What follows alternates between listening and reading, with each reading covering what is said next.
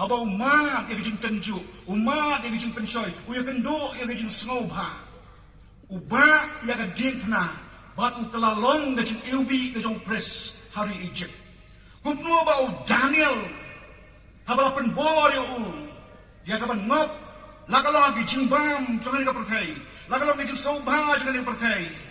Henry ujit, ban yen, bat ban ompen sejim, yang di bat kan ika pertai. Usyakri jong ublay upen kot, yang kan ika kubur.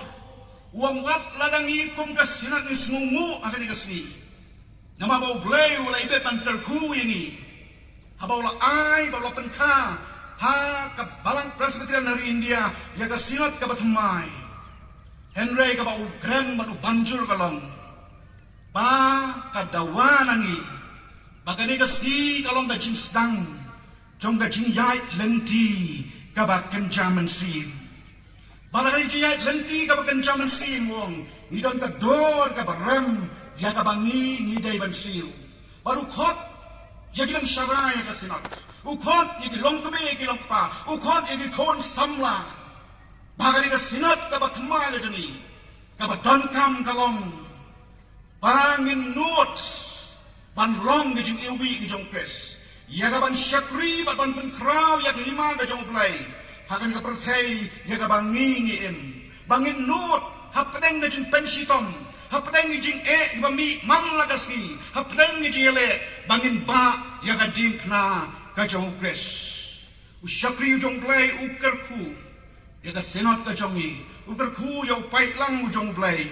Baru penkot dari kencing ke basong kia, kita ong nang krau ke jing kaladur, haga jing em ke juni, nang krau ke jing ilbi upres, kam yai pau hangi, nakam taka burom ke jong ublay.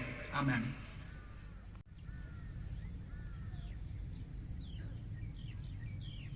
Reverend Moderator,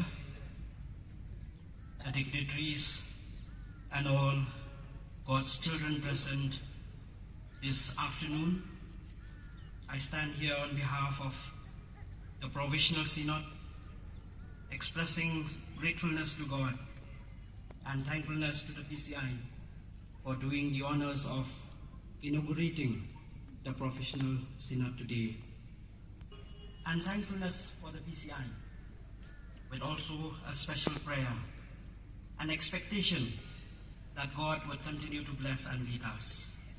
And so, as a token of gratefulness to the leaders of the PCI, to the members of the study team, to the invitees and representatives from the different units, we have a small token of love and gratitude to all of you.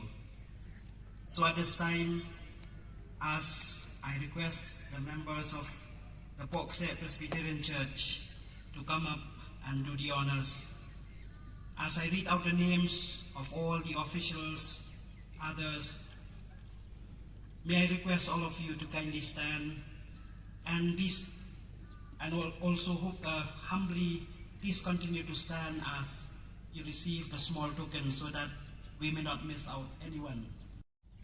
Reverend Kam Chin Khai, Moderator-elect, General Assembly of the PCI, Reverend Dr. K. Lalam Zwala, Secretary Senior, Reverend J.R. Thaba, Secretary Junior, Reverend H.L. Mersing, Treasurer, Reverend Jomun Rai, Statistician, Reverend Dr. K. Lalran Kima, Senior Administrative Secretary,